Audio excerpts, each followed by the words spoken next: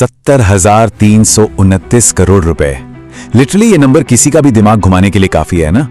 ये एनबीसीसी का financial year 26 का पूरे साल का नेट प्रॉफिट है। पिछले साल के मुकाबले सीधा 48% का जंप। लेकिन रुकिए, ये जो बड़े और चमकदार नंबर्स हमें हेडलाइंस में दिखते हैं ना, इनके पीछे की कहानी अक्सर बहुत दिलचस्प और थोड़ी पेचीदा होती है। और आज हम उसी कहानी की तह तक जाने वाले हैं। इस एक्सप्लेनर में हम इन शानदार हेडलाइन नंबर्स के पीछे की असली सच्चाई को आइसबर्ग मॉडल के जरिए डिकोड करेंगे। आइसबर्ग यानी वो हिमखंड जिसका सिर्फ एक छोटा सा चमकता हुआ हिस्सा हमें पानी के ऊपर दिखता है, लेकिन असली और विशाल ढांचा तो पानी के नीचे छुपा होता है। ठीक इसी तरह आज हम एनबीसीसी की बैलेंस शीट की परतों को उधेड़ेंगे और देखेंगे कि इन भारी मुनाफों के सरफेस के नीचे असल में चल क्या रहा है। तो हमारा रोड मैप बिल्कुल क्लियर है। सबसे पहले हम FY26 के ब्लॉकबस्टर फाइनेंशियल हाइलाइट्स और सुप्रीम कोर्ट के उस फैसले को देखेंगे जिसने मुनाफे को अचानक से बूस्ट किया। उसके बाद हम बात करेंगे उन कानूनी मुकदमों और स्ट्रक्चरल चैलेंजेस की जो कंपनी के लिए सिरदर्द बने हुए हैं। और फाइनली हम कंपनी के मर्जर्स, उनकी फ्यूचर स्ट्रेटेजी और एग्जीक्यूशन की असलियत को डिकोड करेंगे। चलिए शुरू करते हैं। सबसे पहले बात करते हैं ब्लॉकबस्टर FY26 फाइनेंशियल हाइलाइट्स की, यानी हमारे आइसबर्ग की एकदम ऊपरी चोटी। और ये जो शुरुआती एक्साइटमेंट है ना, वो बिल्कुल जायज है। जरा इस ग्रोथ को देखिए। FY25 का नेट प्रॉफिट 47,611 करोड़ रुपए था, जो FY26 में छलांग लगाकर सीधे 70,329 करोड़ रुपए हो गया। साल दर साल 48% की ग्रोथ। किसी भी कंपनी के लिए ये एक बहुत ही बड़ा माइलस्टोन है, जो साफ दिखाता है कि सरफेस पर या कह लीजिए कागजों पर परफॉर्मेंस कितनी आउटस्टैंडिंग रही है। और सिर्फ मुनाफा ही नहीं बढ़ा है, बोर्ड ने 46% का भारी भरकम फाइनल डिविडेंड भी रेकमेंड किया है। इसे अगर हम पिछले साल के 14% की डिविडेंड से कंपेयर करें तो भाई ये एक मैसिव जंप है। इन्वेस्टर्स के नजरिए से देखें तो पे आउट में ये उछाल यकीनन एक बहुत ही स्ट्रॉन्ग और पॉजिटिव सिग्नल दे रहा है। अब बारी है आइसबर्ग के थोड़ा नीचे गोता लगाने की और the supreme court profit boost की असलियत समझने की। तो चलिए अब इस मिस्ट्री को सॉल्व करते हैं। आखिर अदालत के सिर्फ एक आदेश ने अचानक 8,000 करोड़ रुपए का मुनाफा कैसे पैदा कर दिया? सुनने में थोड़ा अजीब लगता है ना। दरअसल ये पूरी कहानी केरल के कोच्चि में मौजूद एक group housing real estate project से जुड़ी हुई है।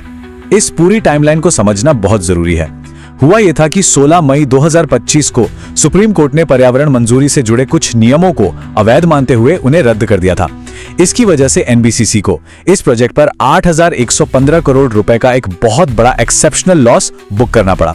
लेकिन कहानी में ट्विस्ट तब आया जब 18 नवंबर 2025 को सुप्रीम कोर्ट ने अपने ही पुराने फैसले को वापस ले लिया और अपीलों को बहाल कर दिया। इसका नतीजा क्या हुआ? 31 मार्च 2026 तक उस 8,115 करोड़ के नुकसान को सीधे रिवर्स कर दिया गया और प्रोजेक्ट वापस बैलेंस शीट में आ गया। और तो और एक इंडिपेंडेंट वैल्यूअर ने अब इस प्रोजेक्ट की नेट रियलाइजेबल वैल्यू 9,631 करोड़ रुपए आंकी है। मतलब मुनाफे का एक बहुत बड़ा हिस्सा तो सीधे इसी लीगल रिवर्सल से आ गया।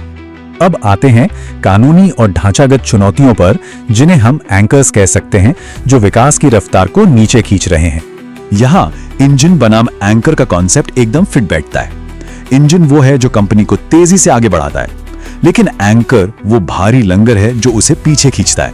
और पानी के नीचे एनबीसीसी के पास ऐसे कुछ बहुत ही भारी एंकर्स मौजूद हैं। ये जो एक्सेप्शनल आइटम्स की डिटेल्स आप देख रहे हैं, ये सीधे ऑडिटर का लेजर है। ये कोई हवाई बातें या अनुमान नहीं है, बल्कि ऑडिट की गई कड़वी सच्चाई है। इसमें करोड़ों रुपए के प्रोविजंस और राइट डाउन्स साफ तौर पर दर्ज हैं। ये हमें याद दिलाता है कि बिजनेस में सिर्फ रेवेन्यू कमाना ही सब कुछ नहीं होता, रिस्क मैनेजमेंट भी उतना ही क्रूशियल है। और इन रिस्क्स में जो सबसे बड़ा एंकर है वो है गुरुग्राम के सेक्टर 37D का एनबीसीसी ग्रीन व्यू प्रोजेक्ट। वहां इमारतों में स्ट्रक्चरल क्रैक्स यानी ढांचागत दरारें आ गई थी, जिसके चलते पूरे के पूरे प्रोजेक्ट को ही खाली करना पड़ गया। सोचिए, इसके चलते कंपनी को 31 मार्च 2026 तक 46,883 करोड़ रुपए के भारी भरकम प्रोविजंस और राइट ऑफ्स अपनी बुक्स में दर्ज करने पड़े हैं। हालांकि कंपनी ने ठेकेदार के खिलाफ 75,000 करोड़ का रिकवरी सूट दिल्ली हाईकोर्ट में फाइल किया है, लेकिन होम बायर्स का गुस्सा और ये लंबी कानूनी उलझनें कंपनी के ऑपरेशंस पर एक बहुत बड़ा बोझ बनी हुई हैं। इसके अलावा ऑडिटर की रिपोर्ट में एम्फेसिस ऑफ मैटर्स के तहत कुछ और भी स्पीड ब्रेकर्स हैं। जैसे नया रायपुर में 2099 करोड़ रुपए की जमीन तो है, लेकिन लीज डीड में देरी की वजह से कंस्ट्रक्शन शुरू ही नहीं हो पाया है। उधर फरीदाबाद में एनवायरमेंटल क्लियरेंस न मिलने से मामला अटका पड़ा है।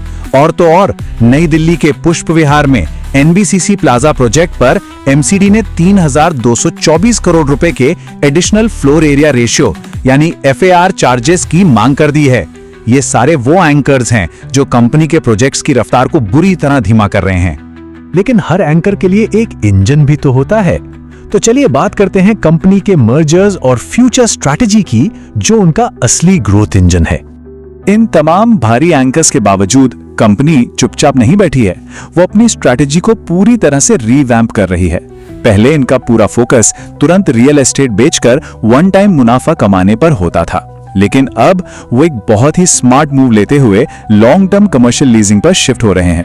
इससे होगा क्या? उन्हें लगातार और स्थिर इनकम मिलती रहेगी, जैसे कि भुवनेश्वर का इंपीरिया प्रोजेक्ट, जो बिल्कुल इसी नई अप्रोच का हिस्सा है और फ्यूचर में कंपनी के लिए एक शानदार रिकरिंग इनकम जनरेट करेगा। और ये स्ट्रैटेजी सिर्फ यहीं तक सीमित नहीं है। कंपनी अपने इंटरनल स्ट्रक्चर को भी काफी मजबूत कर रही है। उनकी पूर्ण स्वामित्व वाली सब्सिडियरी एचएससीसी इंडिया लिमिटेड का अब एनबीसीसी के साथ विलय यानी मर्जर होने जा रहा है। इसके लिए 16 अप्रैल 2026 को सरकार के डीपैम विभाग से नो ऑब्जेक्शन भी मिल चुका है और एक बोर्ड लेवल मर्जर कमेटी भी बना दी गई है।